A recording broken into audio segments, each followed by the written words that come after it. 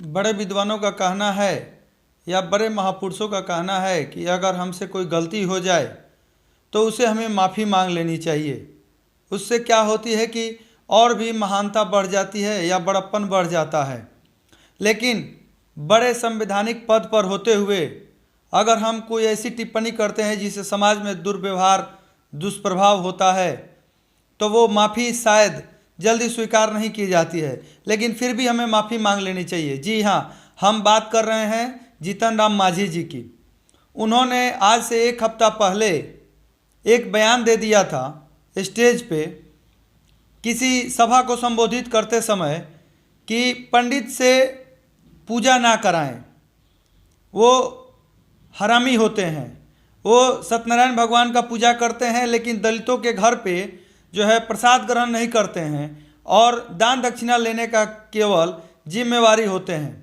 तो आप सबसे बस यही विनती है कि ऐसे लोगों को, ऐसे समाज के बारे में सोचने वाले लोगों के पास में क्यों जाते हैं पूजा पाठ कराने के लिए। रही बात मांझी जी की, तो वो बिहार के पूर्व मुख्यमंत्री रह चुके हैं। उन्होंने ऐसा बयान दिया जिसके बाद सियासत गर्मा गई। हालांकि उन्हें आकर जो है समाज के सामने भरे स्टेज पे जो है उन्हें माफ़ी मांगनी चाहिए। इसके बजाय उन्होंने दोबारा जब उनसे बिहार के एक माननीय गजेंद्र झा जी ने कहा कि आपके जुबान को काट कर जो लाएगा, आपके जिह्वा को जो काट के लाएगा उसे हम 11 लाख का इनाम देंगे। ये भी कथाकथित जो है भाषा का शैली जो है सही नहीं है, फिर भी उन्होंने अपने जाति को, अपने धर्म को बचाने के लिए उत्साह में आकर उन्होंने कह दिया। तो आपका फर्ज होता है कि आप बिहार के पूर्व मुख्यमंत्री रह चुके हैं, आपको स्टेज पे आके माफ़ी मांग लेनी चाहिए।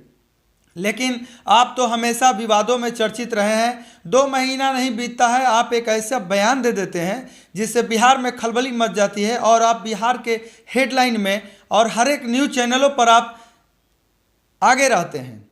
आपकी कुछ जो है बीती हुई गाथाएं जो है मैं समाज के सामने रख रहा हूँ। जैसे कि ये मुख्यमंत्री जिस समय थे तो इनको किसी ने जूता मार दिया था। हालांकि ये अच्छी बात नहीं है, क्योंकि बिहार के मुख्यमंत्री को जूता नहीं मारना चाहिए था। जब ये ठेकेदार काम कर रहे थे इनके रहते समय में, तो इन्होंने स्टेज से कहा था कि नक्सली अगर चाहे तो ठेकेदार लोगों से पैसा वसूल सकते हैं अगर आप सही काम नहीं करते हैं तो एक बात बताइए साहब कि अगर बिहार में कोई आता है काम करने के लिए, कोई ठेकेदार, उसे आप नक्सली का जो है हिदायत दे रहे हैं तो शायद कोई भी अच्छा काम नहीं करेगा और डर से भाग जाएगा। दूसरी बात, बेरोजगारी के समय में इनका कहना है कि बेरोजगारी के समय में जब बिहार के लोग बाहर जाते हैं प्रदेश में कमाने के लिए तो 1 साल या 2 साल के बाद आते हैं तो उनकी बीवियां उस स्थिति में नहीं पाई जाती है जैसा वो उस स्थिति में छोड़ कर जाते हैं। तो आप ही बताइए कि आप मुख्यमंत्री रह चुके हैं और इतने बड़े पद पर रहते हुए आप ऐसी भाषा का इस्तेमाल कैसे कर सकते हैं अपने बिहार वासियों के लिए, अपने देशवासियों के लिए। ये कभी कभी बयान देते हैं कि राहुल गांधी, चिराग पासवान और तेजस्वी जी जो बिहार के लोगों को, बिहार में उनकी आवश्यकता होती है तो ये हनीमून पे चले जाते हैं। मुझे तो पता ऐसा है कि हाल ही में अभी 20 दिन पहले ही तेजस्वी जी की शादी हुई है जो कि नेता प्रतिपक्ष हैं। बाकी चिराग पासवान और राहुल जी की शादी तो हुई नहीं है। तो साहब आप ही बताइए कि वो लोग हनीमून मनाने जाते कहाँ हैं और कैसे जाते हैं।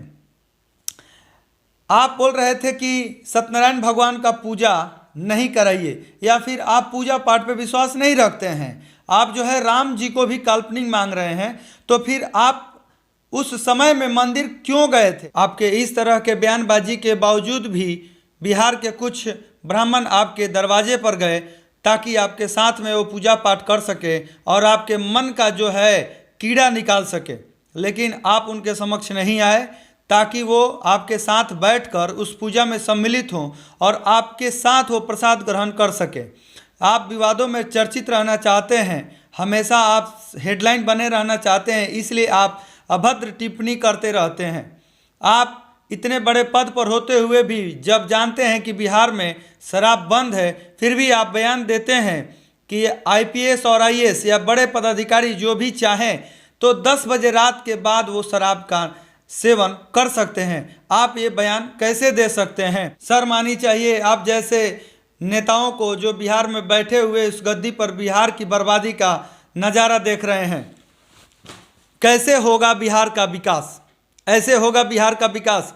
आप लोग ये चर्चा नहीं करते हैं कि किसी अस्पताल में ऑपरेशन कराए गए हुए आंखों को रोशनी देने के बजाय में आंखों को फोड़ दिया गया।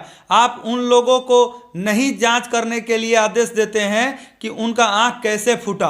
आप लोग जो है बिहार में इतनी हत्याएं हो रही है उस पर जांच करने के लिए आदेश नहीं देते हैं कि आखिर ये हत्याएं कैसे हो रही है, इतना लूटपाट क्यों हो रहा है। आप लोग जो है विवादों में चर्चित रहते हैं और ऐसी टिप्पणी करते हैं जिससे कि आप लोग अखबारों में एक नंबर पर बने रहें और जातीय समुदाय का जो है यहाँ इस्तेमाल करके बिहार में हमेशा बर्बाद होते रहा है और हमेशा होते रहेगा। आज से कुछ ही दिन पहले अभी ये समस्या उत्पन्न हुई थी, उसके पहले ही दो बड़े स्टार जो है बिहार का नाम जो है भोजपुरी का नाम पूरे हिंदुस्तान में उजागर कर रहे थे। आपस में कुछ विवाद किए जिससे उनके फैन लोग जो है एक दूसरे का टंगड़ी खींच रहे थे और एक दूसरे के पोस्ट पर गलत टिप्पणी कर रहे थे। फ़ोन पे भी ऐसी जो है बातें कर रहे थे या पोस्ट ऐसे डाल रहे थे जिससे हमारे बिहार का नाम बहुत रोशन हो रहा था। शर्म आनी चाहिए ऐसे कलाकारों को और शर्म आनी चाहिए ऐसे नेताओं को जो बिहार को जातीय राजनीति में केवल जो है हमेशा बांटते रहते हैं और बिहार को आगे बढ़ाने के लिए कोई विशेष काम नहीं करते हैं। जब भी देखते हैं कि हमारा कोई काम है तो उसे हाईलाइट करना हो, अपने आप को हाईलाइट होना हो तो ऐसी एक भाषा का इस्तेमाल कीजिए ताकि हम हिंदुस्तान में हाईलाइट में रहें और हर एक चैनलों पर हाईलाइट में रहें। आप लोगों को सबक सीखना चाहिए साउथ के उस हीरो से जो आज इस दुनिया में नहीं है। साउथ के उस हीरो का नाम जो है सभी लोग जानते हैं, पुनीत राजकुमार। इंसान के रूप में आज वो भगवान का स्थान पा चुके हैं, जो अपने राज्य में कई अनाथ आश्रम, कई गौशालाएं, कई निःशुल्क जो है स्कूल, विधवा आश्रम उन्होंने बनाया है जिससे कि समाज में लोगों को सुविधा हो सके।